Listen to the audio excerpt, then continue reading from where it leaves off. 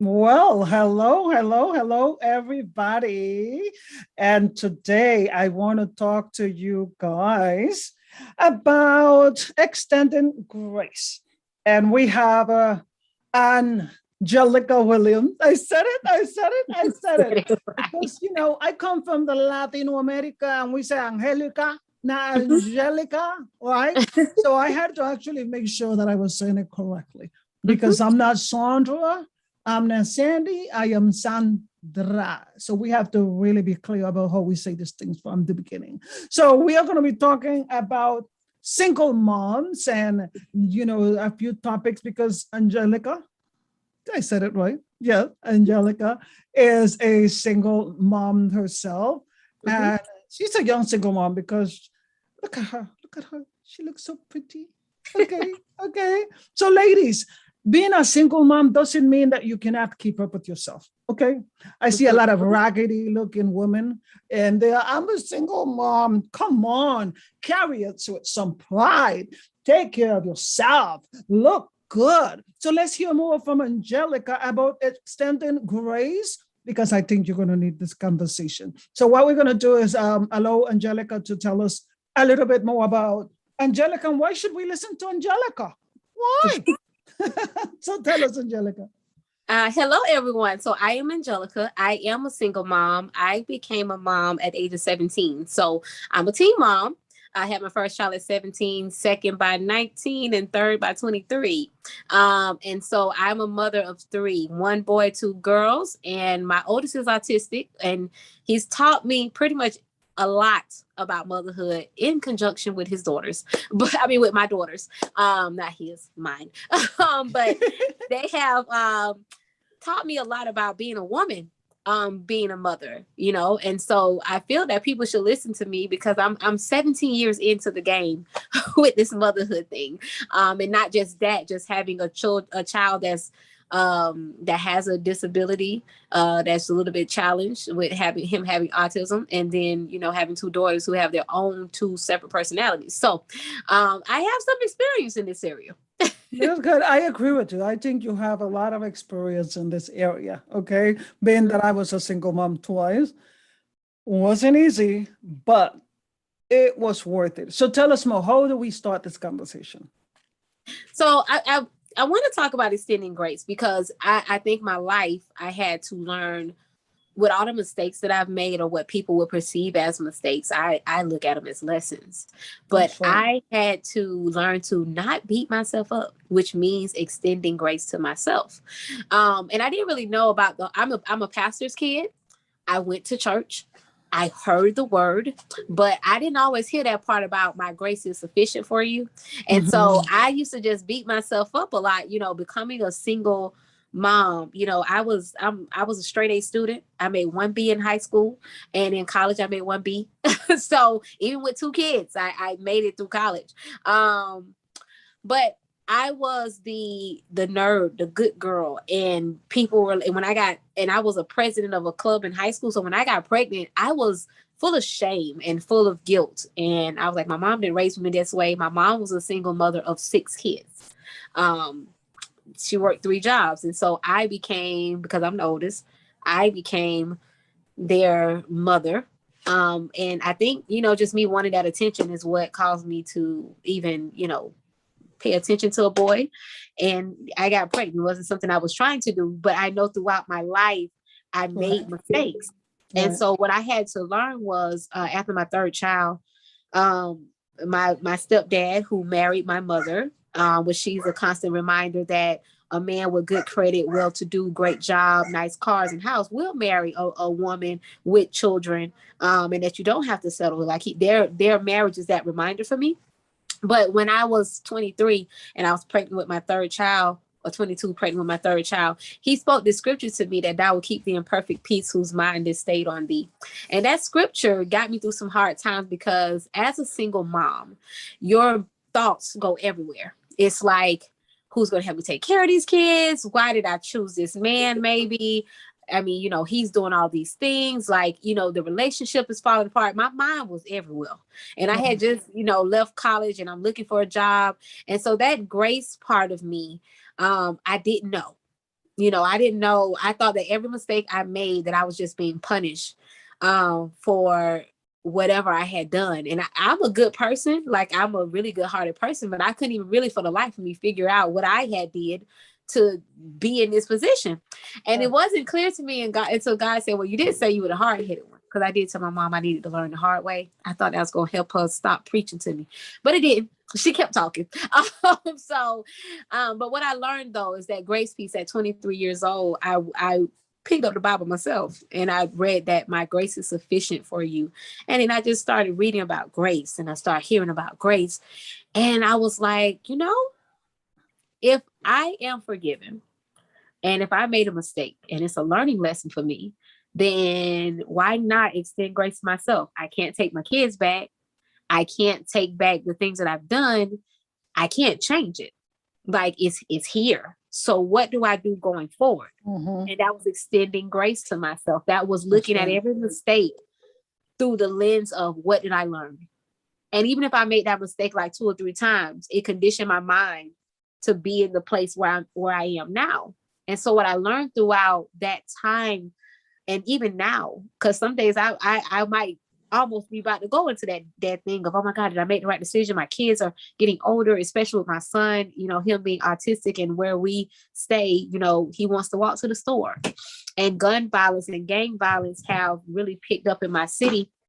And him just walking up to the store is scary for me. Not because he's autistic, because he know how to cross the road and everything. Yeah. Because the kids around here, it's summer, they don't have a lot to do. And I tell him, I was like, hey, they could, just shoot you, and it's the reality. And so one day I let him walk to the store and he didn't come like right back. He stopped to the basketball court. And I was like, dude, where are you? And I went into panic, like, Lord, did I make the right decision? Did I do this? And I was getting ready to beat myself up for even letting him walk to the store. And God was like, he's okay. Calm down. And I think if we learn to listen to that little voice that's saying, calm down, it is okay, it will save us from going into overdrive, overthinking, anxiety, stress, if we just take a moment. I have a community of women that I disciple. It's like 128 women. And we were talking on this, we do a fireside chat, and one of them had put this acronym called Be a Star. And see, even though I'm a mentor and a coach, I still learn from my people. And Be a Star means stop, take a moment, and relax. Stop, take a moment, and relax. And so I heard that in my head, be a star. And so now when I go into overdrive, be a star, stop, take a moment, and relax. Because we can go into overthinking, we can go into overdrive, like oh my God, why did I do it? And all we got to do is be calm and see the. But you said be a star. A star shines in the darkness. It does. And when we are going in through all this turmoil and all these challenges, it just feels like we are in a dark place. And we need to make sure, hey, I am not dark. The situation is dark. I am light. So therefore, I'm going to shine. So yeah, I'm definitely in agreement with you. But can you explain a little bit more? What does it mean to extend grace? Because, you extended that to yourself. But what does that really mean for people that are not Christian, people that are not believers? What will that So extending grace is being kind to yourself. We can be kind to everybody. We can smile. If anybody's like me, I can be my own worst critic. Like, I can read through some stuff and be looking at stuff like, oh my God, that's not right. But if somebody else looks great. And so that's being kind to you. I made that mistake. Okay, let me embrace it. Let me see what I learned from it. And let me move on from it. Don't sit in the mistake. Don't say, oh my, like wallow in pity and become a victim of your circumstance, because guess what? Circumstances and situations are temporary. They don't last long. And so when you're kind to yourself, you see that, you know what? I'm learning. It's a dark moment, but like you say, I'm still shining through it and I'm learning. I have this word called growth. It's a word that I trademark. Is actually my planner. And it's the process of glowing while growing. That although I'm going through growing pains and it hurts and I'm saying, ouch, I'm still glowing. So as I glow, I learn to be kind to myself mentally. On the outside, I look good, but sometimes these thoughts, will get the best of you. We have like 6,000 thoughts that come in our head a day. That's a lot. And if we don't know how to decipher and make our intentions known of how we want to feel in a day, one of my intentions every day is to be kind, which is extending grace. Right. Because if I make a mistake, if I wake up too late, if I don't get to the place on time, if I can't find my keys or somebody cut me off in traffic or anything, I'm like, oh my God, I'm not blowing up. Because when you blow up, that's when your vision becomes obscured.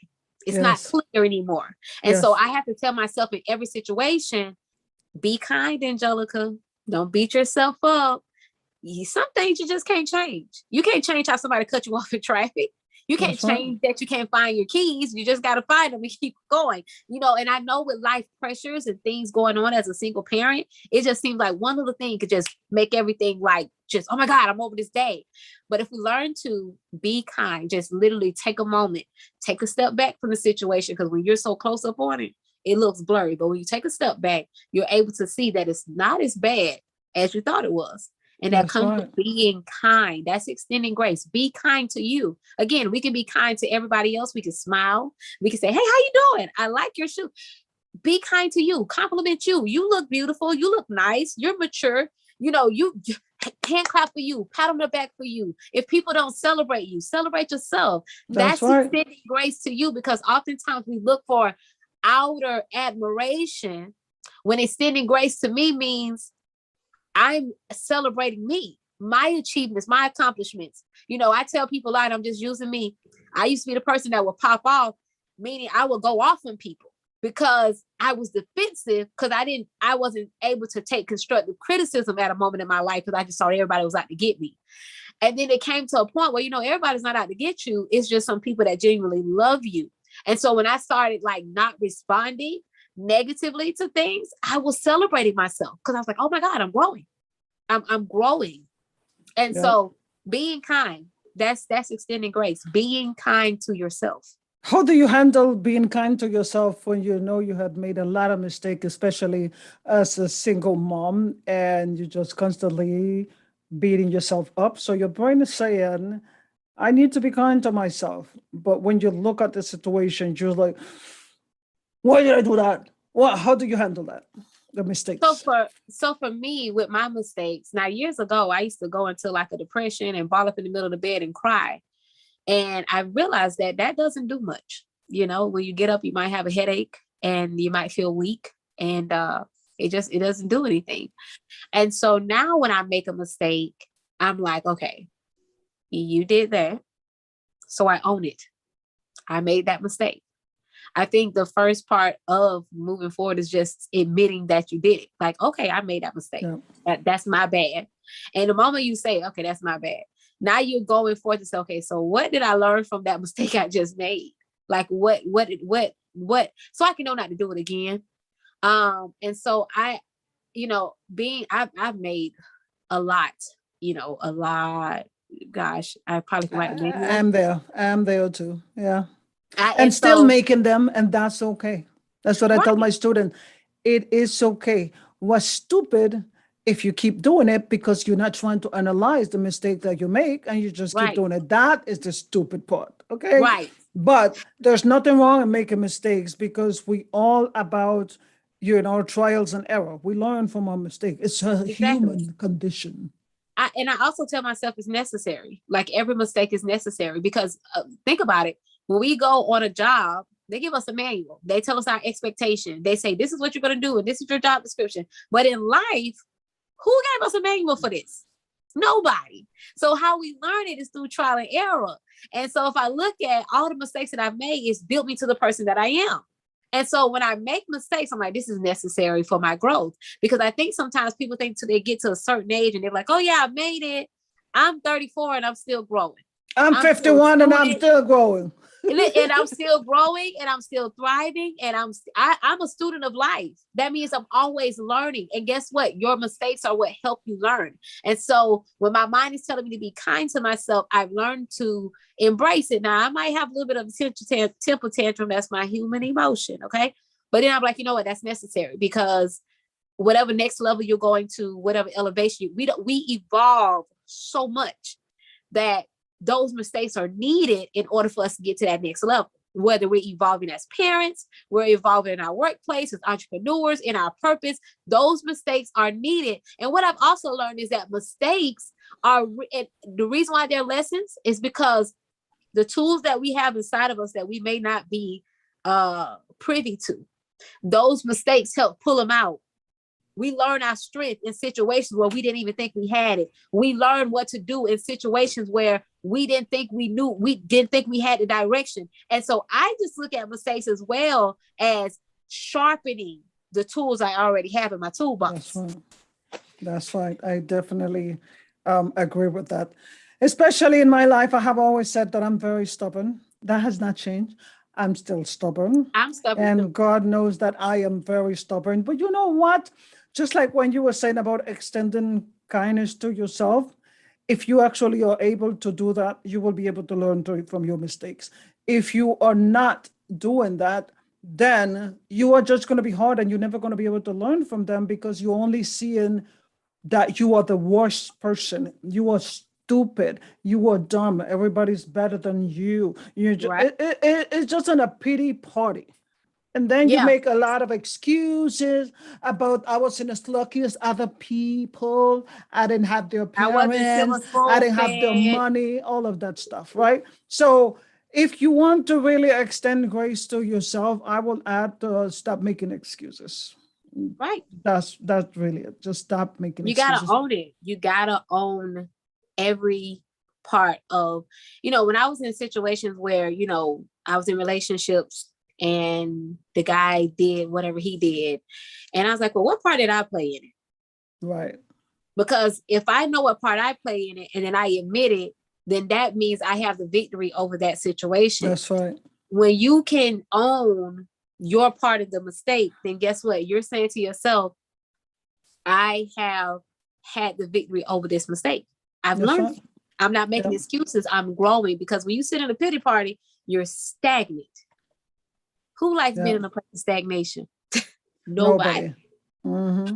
And I have to add to that, because when with my ex-husband, right, when he cheated on me, I'm not making excuses for cheaters, okay? Mm-hmm. And I'm not a believer that all men are cheaters, okay? Because if all men are cheaters, all women are cheaters. That's just the way it is. But I was very much career-minded. I was very much into, I don't need anybody. I was so strong. I have a husband, but I was acting like if,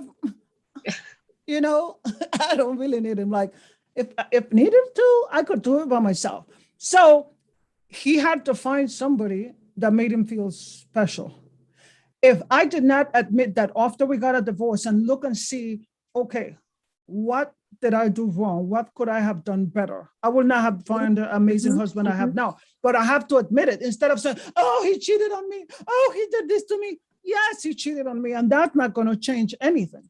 But what did I do? So you don't want to keep repeating that into your relationship, because whatever is it that you don't fix in your relationship, it translates into your relationship with your friends, with your children, all of that. It does. It does. It does. So you have to be honest with yourself. Exactly. And even with some of the traumas that I've experienced, being raped twice and having low self-esteem, low self-worth, I had to forgive myself and them. And people are like, well, why you had to forgive yourself? Because I held on to something for so long that manifested into how I treated people, how I treated my children, how angry I was. And so I had to forgive myself for and extend that grace and be like, it happened and I want to heal. And this is the part that I played in these relationships. And so I had to own it. And so every mistake I made now, I own it. Like I did it. I don't. How do you forgive yourself? So forgiving myself, I tell people a lot, it's a decision, but it's a process. So I make the decision, but then I go through the process. If I forgiving myself and just say, okay, Angelica, just let it go. And a lot of people are, that's easier said than done, but that's the process part. I think a lot of times we feel like when we say let it go, poof, it's going to be gone. Like, this is not abracadabra.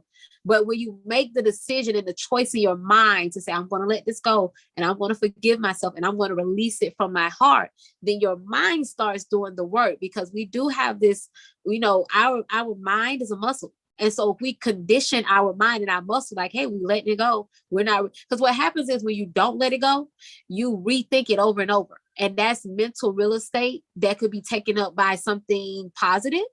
That can be something that can help you grow. But when we decide to rethink situations over and over, that's that mental real estate that's taking up space, that's bringing negative thoughts. And so I'm like, I don't want to think negative, because when you think negatively too much, you get tired, you get drained. And I have things I have to do. And so because I know who I am and where I'm going, when I make that choice to forgive myself, it's because I want to release all those thoughts from my mind. I don't want to I want to feel good about me. We talk about setting goals, we talk about all these things, but I always set intentions, how I want to feel. And so when I make mistakes, how do I want to feel after the mistake? Do I want to beat myself up? Do I want to cry? No, I want to get up and I want to keep moving and I want to be productive. And so forgiving myself means making that choice, but allowing the process to take place. It doesn't disappear. It's going to take some time.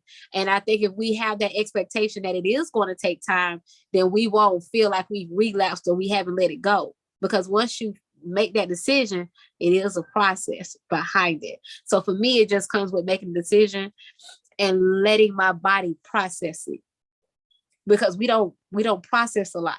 Even with grieving, when we try to be strong, we don't like to fully grieve. You have to give yourself permission and allow the process to happen, because my process is not going to look like your process or the next person's process. All of our processes are different. And that's the other thing. Don't look at nobody else's process. Focus on your own. If it takes you 6 months to forgive yourself, okay, but you're working towards it. If it takes you a year, okay, but you're working towards it, because every day you're getting up, every day you're training your mind to let it go, and you're training and you're thinking positive thoughts, and you're saying your affirmations. I'm beautiful, I'm loved, I can do this, I can make it, I have strength. You're saying your affirmations to yourself. So you're getting your mind to be conditioned that, okay, she is forgiving herself. She is doing that. And so your mind will be like, okay, the memory just, it goes. And if it does come back, guess what? Your mind is able to combat it because there's so much positivity there. So that's not forgiveness for me. I can't hear you. I muted it. What do you do to stay looking beautiful and take care of yourself while you're single mom? So I make that a regimen. Okay. So if anybody's like me, I'm a mom that I'm on the go. So I have invested in units. I'll switch these bad boys out every time because I'm always on the go. But for those that are natural, it's me taking time and not feeling guilty. We know as moms, we be like, I can't go get my hair done and I can't go get my nails done because I gotta get my kids this and I gotta get my kids that. But we be about the kids, the whole store, the shoes, and we be over here looking raggedy. Listen, my kids want me to come to PTA meetings. They want me to come to sports. I can't go looking any kind of way. And so I carve out that time for self-care and soul care. So not only am I going to, go get my hair done because that's a therapy for me, like going to get your hair done or your nails done, and even finding the money to do that, because we'll say, I don't have the money. But if you could just take, $20, $30 and just spend it on yourself, I'm telling you, you'll feel great. Just buy stuff for yourself. You ain't got to share.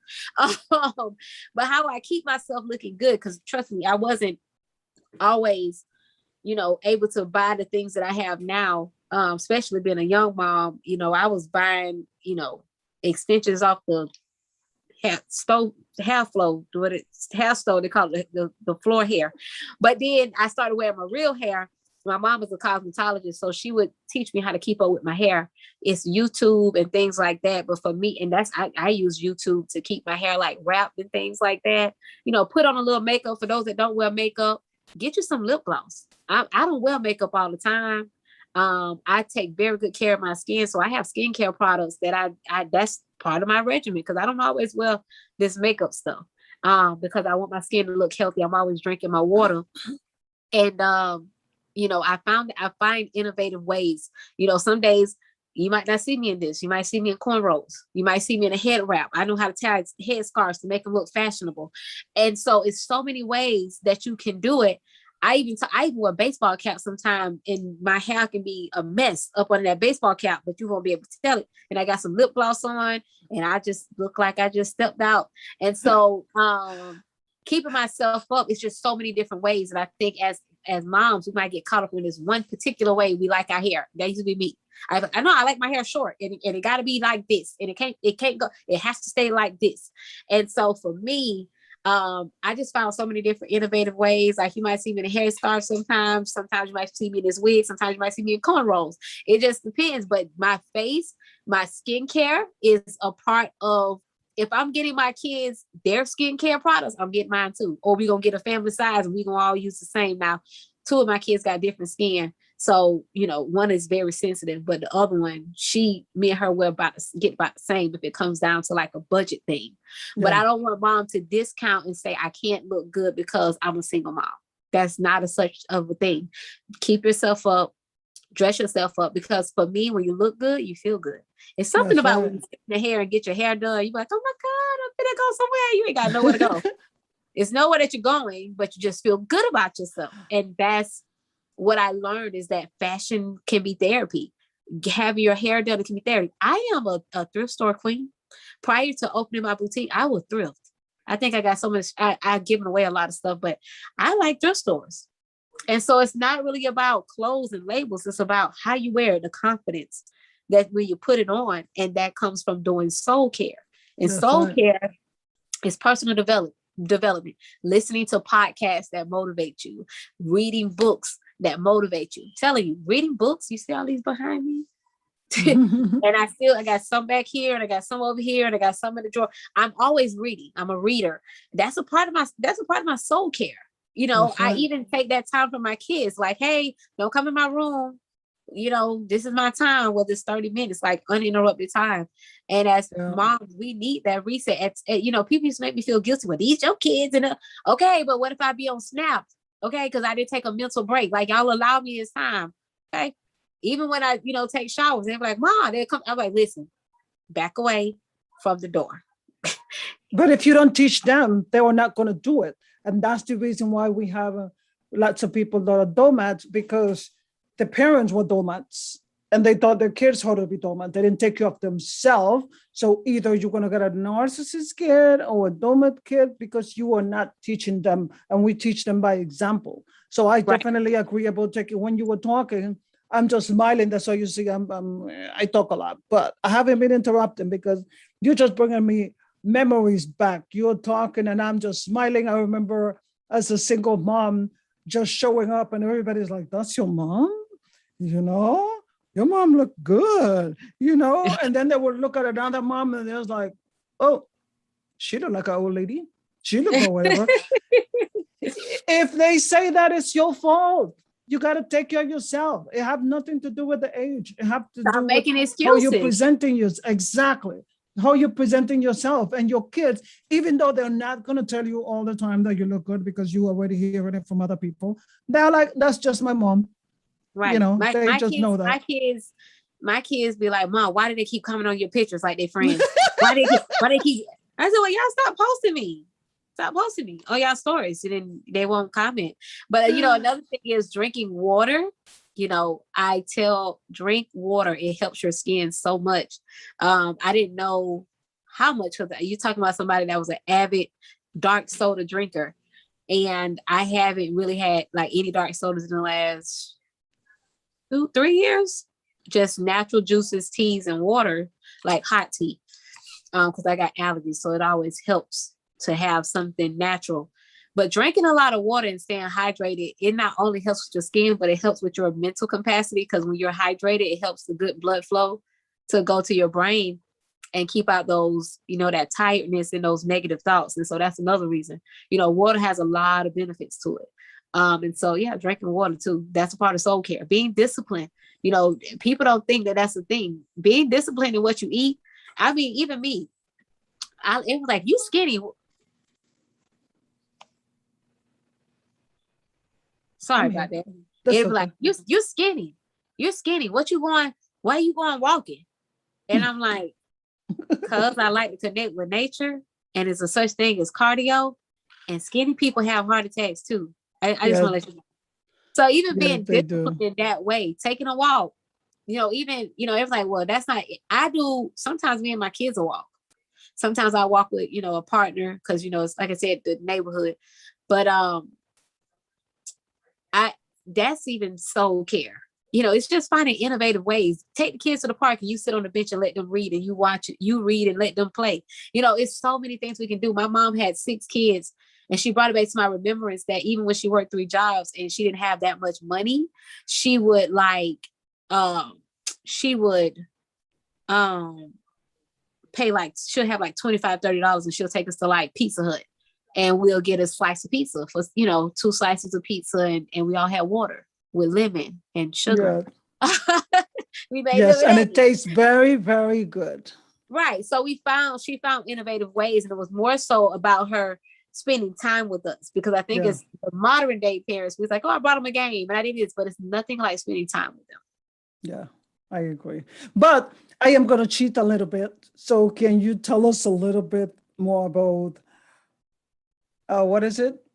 When the right one comes, that show you are one of the panelists, and when the right one comes, what? I was telling Angelica that I really like watching it because it's different perspective. But what is your experience as a single mom listening to all of this when you are in that show? So, they got When the Right One comes on YouTube, When the Right One comes on Facebook, and When the Right One comes on Clubhouse. And so I'm a part of the panel of When the Right One comes on Clubhouse every Monday, Wednesday, Friday, and Saturday at 3 p.m. And then Bishop Greg does a room on Sunday at 12:30, which is like Sunday teaching for those that don't go to church. But what I've learned from that show, like being a single parent, my mind of how I used to date has changed. So like, it's so different. It's like, when I came in, I used to listen. And when I was in the audience, I was listening and I would get some nuggets, but then I click back out, because it was tech season too, when I like first started going in those rooms.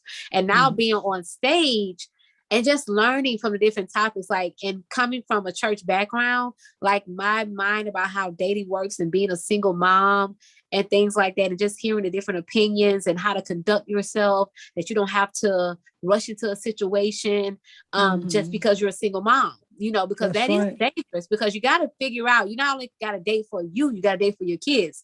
And so I've always been cautionary of, who I date, because I'm like, are you here for me or for my daughters, like, or my son? It's just so much things like that. So just seeing those warning signs, but it's amazing. It's an amazing experience. Bishop Greg, his knowledge comes from being married for 20 years, and he's now divorced, but he's very open and transparent about that journey. And so it's amazing to see that level of transparency and learn, because, when I get married, I want to do it right.